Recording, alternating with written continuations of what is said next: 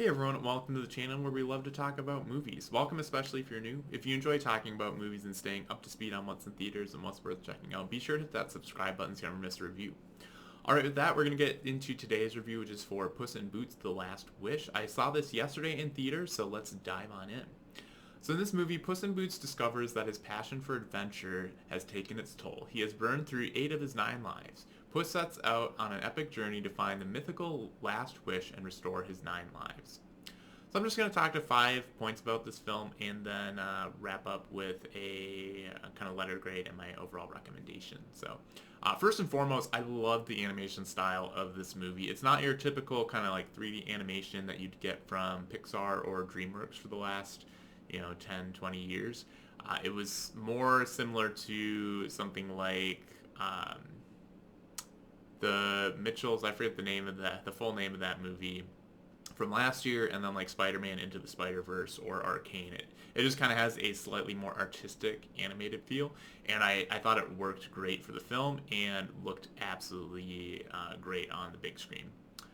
Second point, I thought the moral of the story was actually pretty good, and it's making it it's not just a silly kids film. Like a lot of times you get a kids film where, yeah, they maybe kind of throw something in there, but it's all just kind of silly and sort of dumb and not really something that adults can enjoy. But I thought this movie was actually a pretty good film, a lot more similar to the sort of film you'd get from Pixar, where it's going to be enjoyed by the whole family. And I think kind of the moral of the story that really helps with that. Point number 3, I thought one of the villains was very entertaining and yeah, a little over the top, but also just a fun villain to see. And then point number 4, on the flip side of that, we also had a really scary villain. I was walking out of the theater and some of the adults were like, wow, that was actually pretty scary. And not like for them, but I think they were saying that, I think it is pretty scary for a kid's film. But I think that's good. It's not over the top scary though. And then point number 5, I actually ended up liking the character of the dog. When he first showed up, I thought I wasn't going to like him and just find him annoying. But I thought they actually did a really good balance with his character where I actually very much liked him in the end. So yeah, with that, I will, wrapping things up. I give this a letter grade of a B, pretty solid B at that.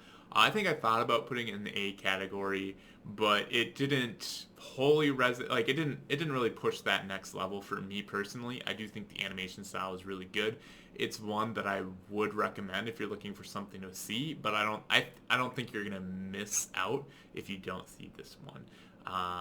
But that being said, I do think it's worth the watch, and I'm glad that I watched it. And yeah, I know the first Puss in Boots was kind of forgettable for me. I saw it a long time ago when it first came out. But yeah, this was one that I enjoyed. I didn't really have too many expectations going in, so maybe that helped. But if you've had a chance to see it, I'd love to hear your thoughts in the comments below. If you enjoyed this review, be sure to smash the like and subscribe button. And with that, thanks for watching, and we'll catch you in the next video.